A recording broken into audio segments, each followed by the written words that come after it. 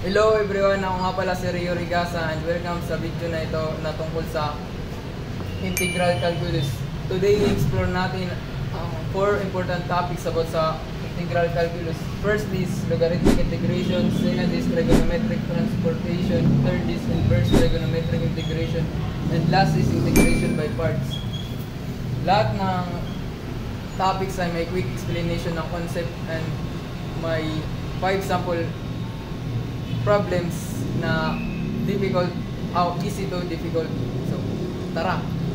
So, dito muna tayo sa logarithmic integration. So, ang logarithmic integration ay ginagamit kapag ang formula ng integral ay du over u. So, it is equal to ln u plus c. So, kapag ang numerator ay derivative ng denominator, it is equal to ln u plus c. So, problem number 1. Integral ng 1 over x dx. So, i-view natin yung x and the derivative of x is equal to dx. So, gamitin lang natin ang formula na integral ng d over u kasi ang u natin, yung denominator natin ay derivative ng numerator. So, it is equal to ln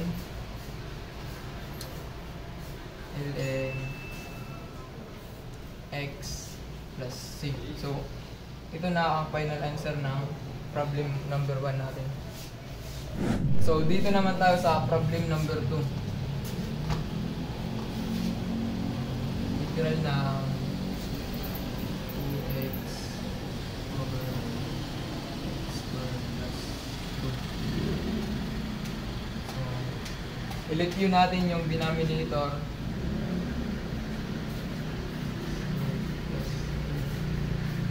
And the derivative ng denominator is 2x dx.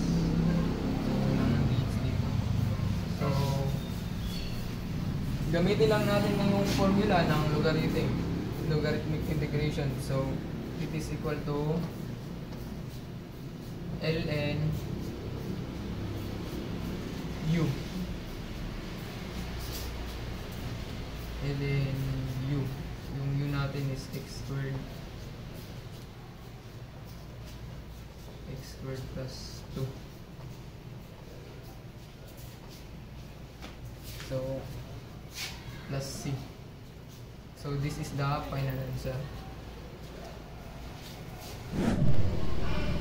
So, dito naman tayo sa trigonometric transformation identities. So, ang trigonometric transformation identities technique para mapadali pag mag-integrate yung sa mga problem. So, ito yung mga ginamit kong formula sa isusolve natin ng mga problem. So, number 1. Second.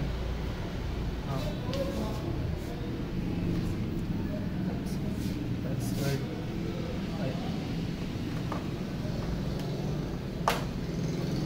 Tan squared x dx.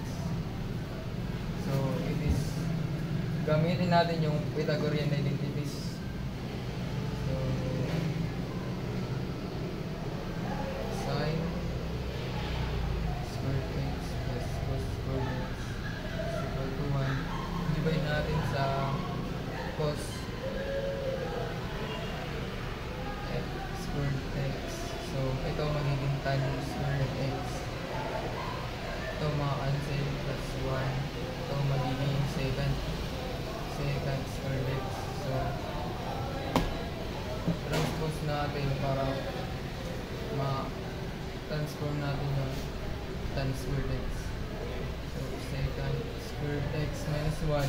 So, ita-transform na natin yung tan squared x sa secant squared x minus 1. So, integral ng secant squared x minus 1 is dx. Ah, so, integrate natin, term by term. Second squared x dx minus dx. So, it is equal to integral ng second squared xi tan x, and the integral ng dx is x, so negative minus x plus c. So ito na yung final answer natin. Dito naman tayo sa problem number 2.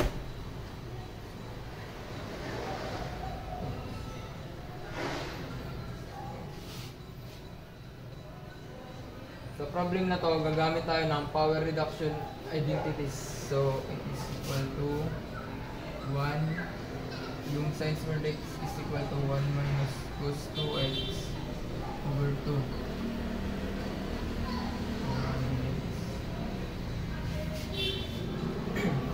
So, integrate natin term by term. Half cos squared cos 2x over 2 dx. So, ang integral ng dx over 2 is equal to x over 2, and labas natin yung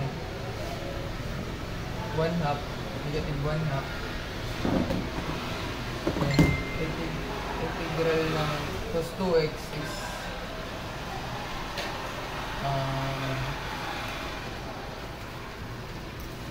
sin cos 2x ang derivative ng sin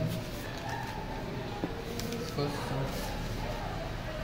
sin 2x times, so sa integral, yung sa derivative, yung derivative ng sin x is equal to cos x.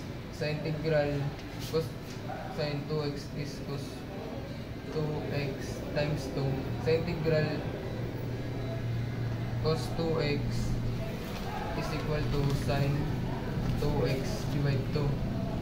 So, yan yung pagkakaiba nila. So, dito mag-divide tayo ng 2.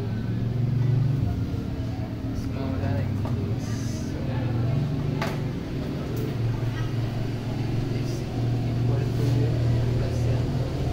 X over 2 minus 1/4 sin 2x plus c. So, ito na yung final answer natin. Naman tayo sa problem number 3.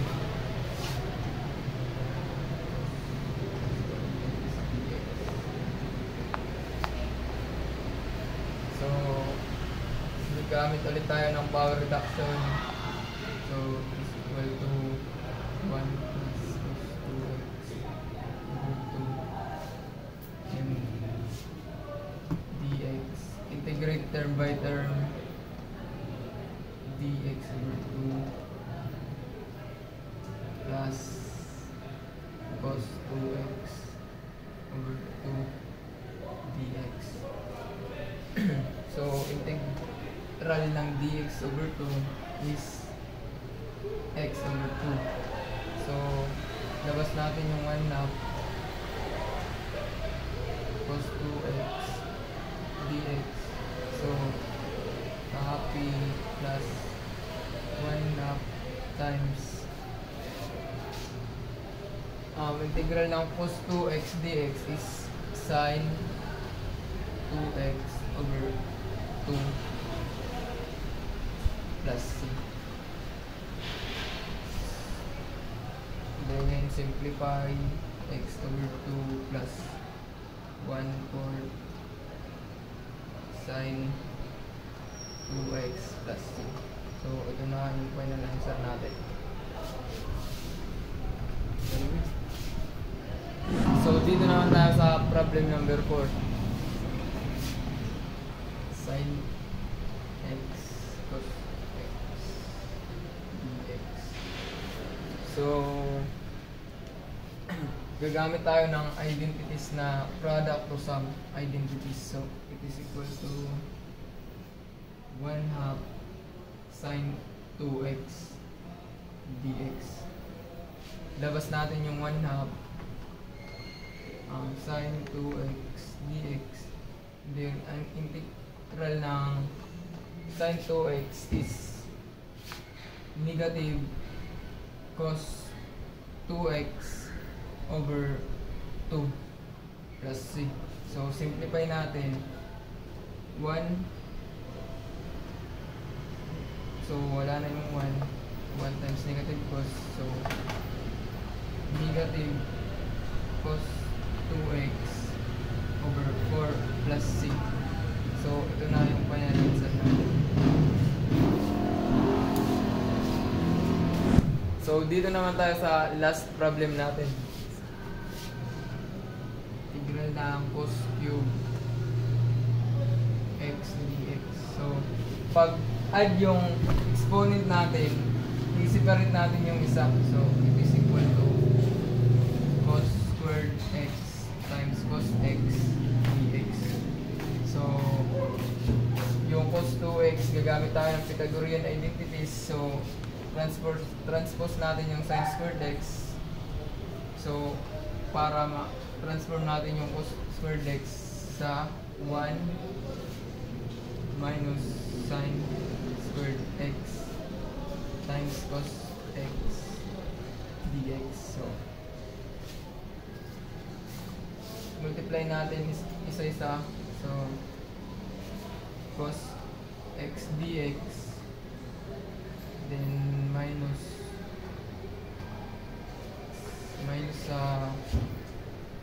and then sin squared x times cos x is negative sin squared x cos x dx.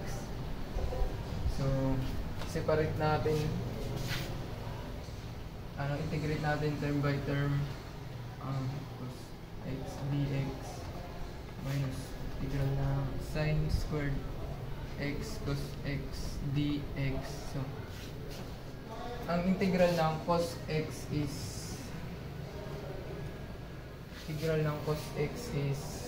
yung derivative ng sin x equal to cos x. Yung integral ng cos x is sin x.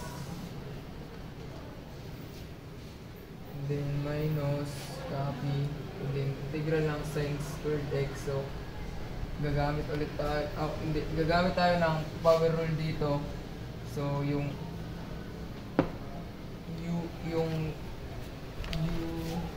gagamit tayo ng power rule. So, ito ay magiging, ang derivative ng sin x is cos x dx. So, power formula. So, sin cube x, so 2 plus 1 plus, and then 2 plus 1. So kaya naging sin cube x. So, over 3 plus c. So, ito na yung final answer natin. So, dito naman tayo sa pangatlong topic natin, which is inverse trigonometric integration. Ang inverse trigonometric integration ginagamit kapag ang formula ng expression natin is ganito, tulad ng nasa board. So, pag ang integral ng du over 1 minus u squared is equal to arc sin u plus c. And ang integral ng du over 1 plus u squared is equal to arc tan u plus c. And integral ng du over u square root of u squared minus 1 is equal to arc secant u plus c. And sa pangalawang formula natin, same lang, pero pag d1 yung constant natin, ganito yung formula natin. Du, integral ng du over square root of a squared minus u squared is equal to arc sin u over a plus c, which is a is not equal to 0. A is greater than 0. And integral ng du over a squared plus u squared is equal to 1 over a arc tan u over a plus c, which is a is not equal to 0. And integral ng du over u square root of u squared minus a squared is equal to 1 over a arc secant u over a plus c, where a is greater than 0. So dito naman tayo sa mga 5 problem samples natin. So number 1, integral ng 1 dx over 1 plus x squared. So gamitin lang natin yung formula. So ano to, arctan. So arctan u, yung u natin is x squared, x pala, plus c.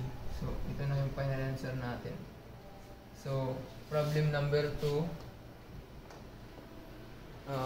integral ng 1 over square root of 1 minus x squared, so is equal to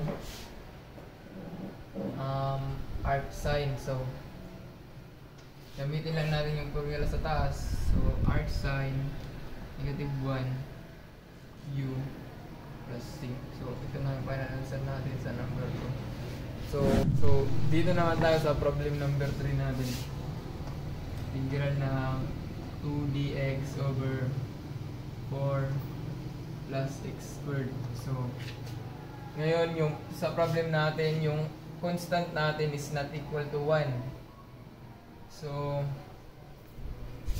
ito yung formula natin, yung gagamitin yung 1 over a tan negative 1 arc tan u over a plus c. So yung labas natin yung 2, integral ng dx 4 plus x squared. So yung a natin, yung a squared natin is equal to 4, yung a natin is equal to 2, yung u natin, yung u squared x is equal to x squared, yung u natin is equal to x. So substitute lang natin sa formula, 2 times 1 over a, yung a natin 2, arctan u, yung u natin x over a, which is 2 plus c. So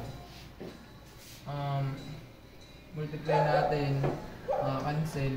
So yung matitira, arctan negative 1 arctan x over 2 plus c. So ito na yung final answer natin. Last problem natin ay 1 dx, integral ng 1 dx tan over x square root of x squared minus 1. So yung formula na gamitin natin is ito. So yung u natin is equal to x, yung u squared natin is x squared. So substitute lang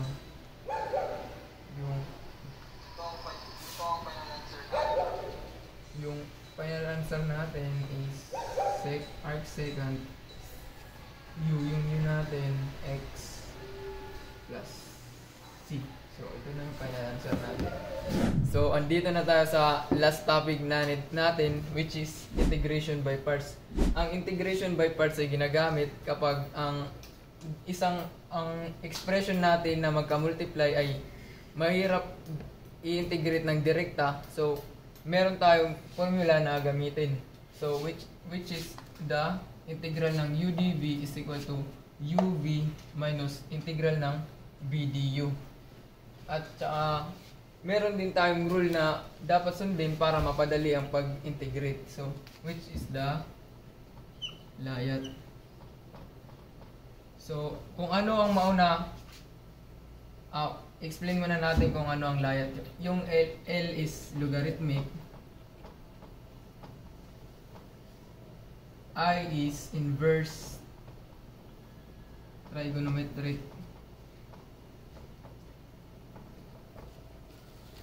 trigonometric.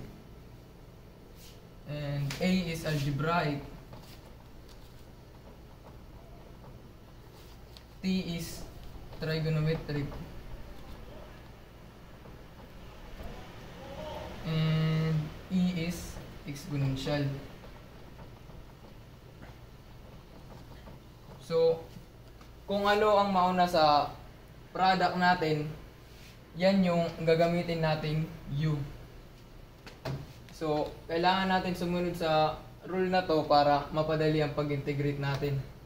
So, dito na tayo sa problem number 1 natin. So, number 1, integral ng x a raised to x dx. So, sa layat, yung magiging u natin, yung x is algebraic, yung e raised to x is exponential. So, yung u natin is yung x, which is algebraic. So, u is equal to x, and dv is equal to e raised to x dx, and du natin is dx, and v is ex. So, gamitin na natin yung formula sa taas. It is equal to ub, yung u natin is x times ex, and then minus integral ng v, yung v natin is e raised to x, and du natin is dx. So, simplify x ex, and then integrate this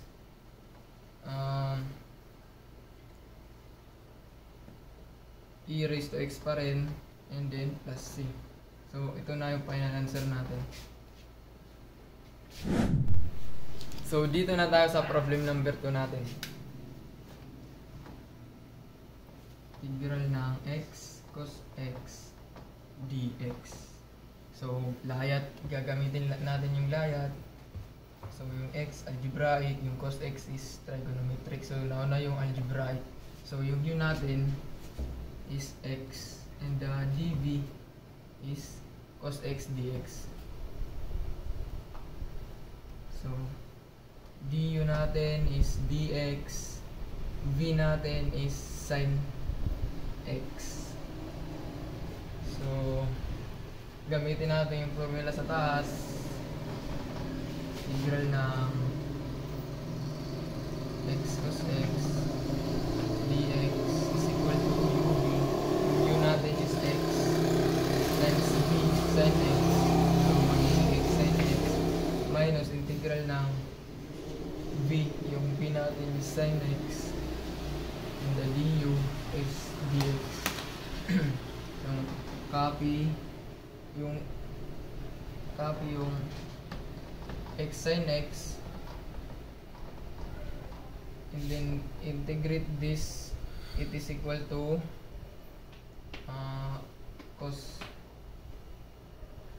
negative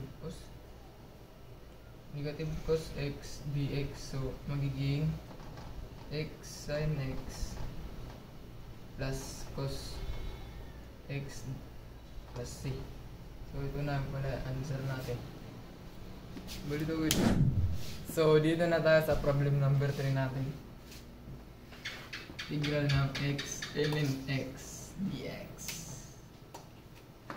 So, sa layat, yung x algebraic, yung ln x is logarithmic. So, nauna yung logarithmic.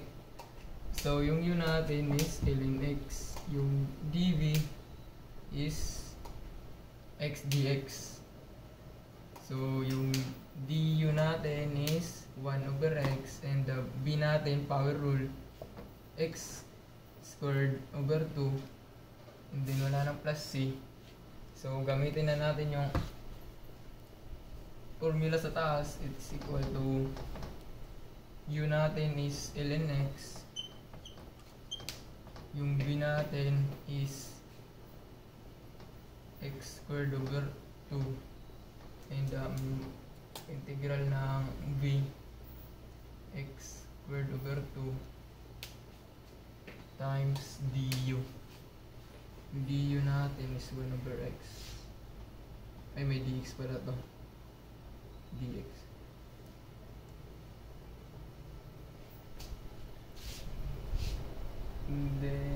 simplify. So x squared over 2 ln x minus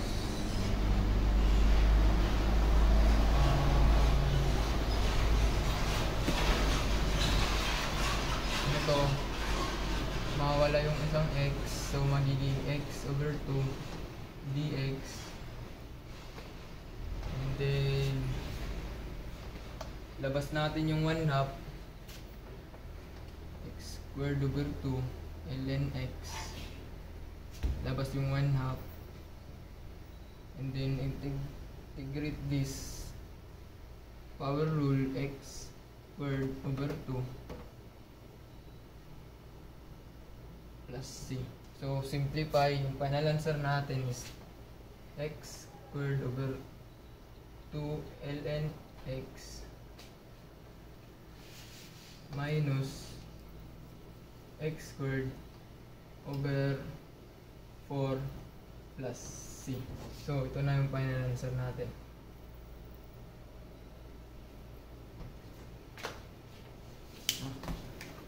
Do. Tama. So dito na tayo sa problem number 4 natin.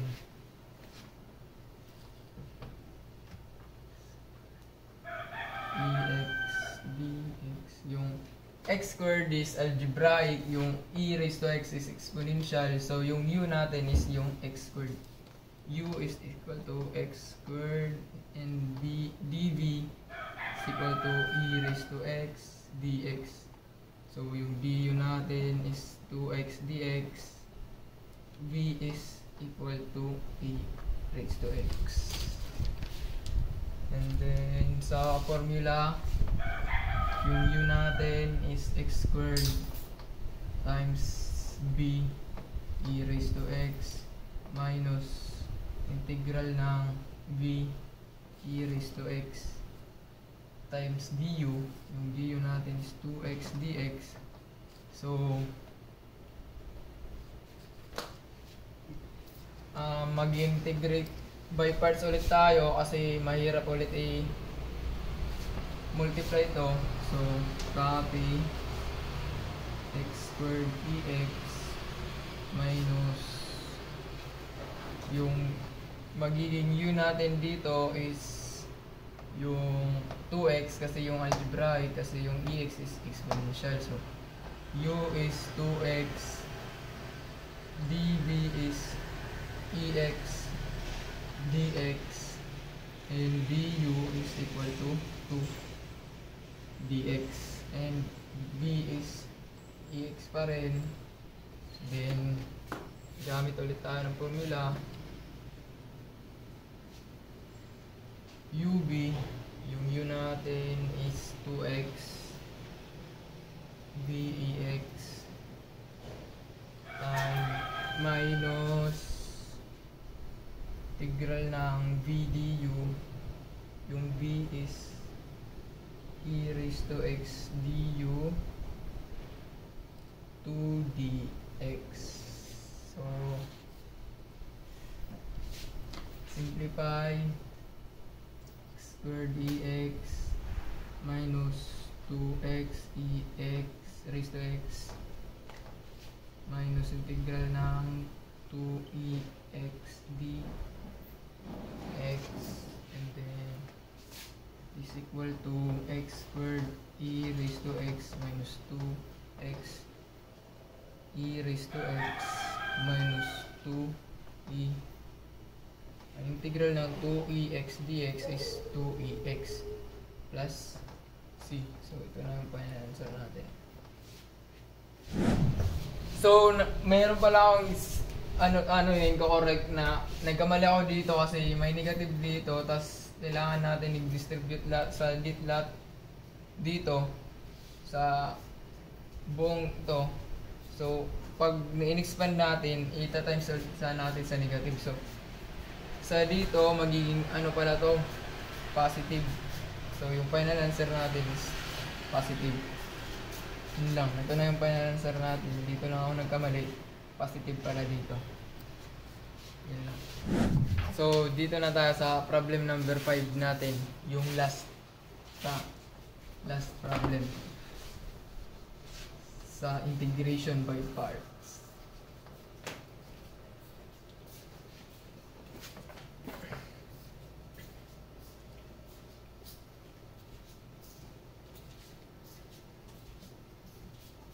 So, yung x is algebraic, sin 2x is trigonometric. So, yung u natin is x. dv is sin 2x dx. Yung du natin is dx. And then, yung v natin is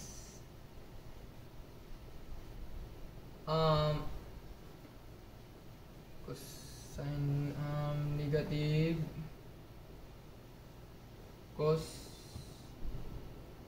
2x over 2.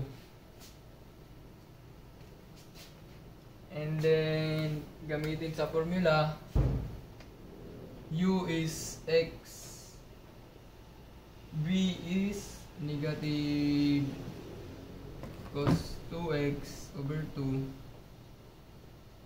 minus integral ng v negative cos 2x over 2 times du dx.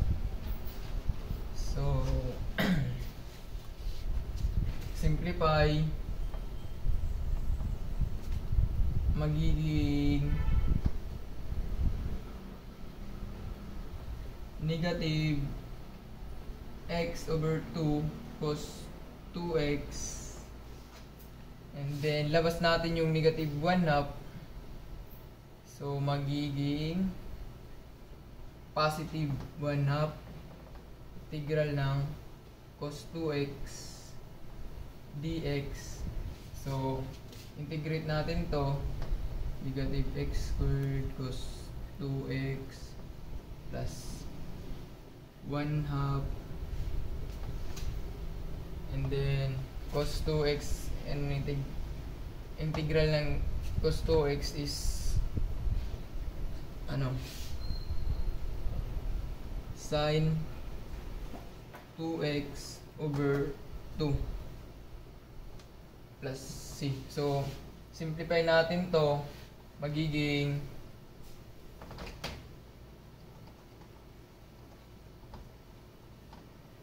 sin 2x over 4. So ito na yung final answer natin. Outro. Pre-kitik. Outro. And that's it. Natapos na natin yung 4 na topic sa integral calculus na logarithmic, trigonometric transformation, integration, inverse trigonometric integration, integration by parts, na super useful sa calculus. So sana nakatulong sa inyo yung tutorial ko, at sana suportahan nyo ako sa more math content.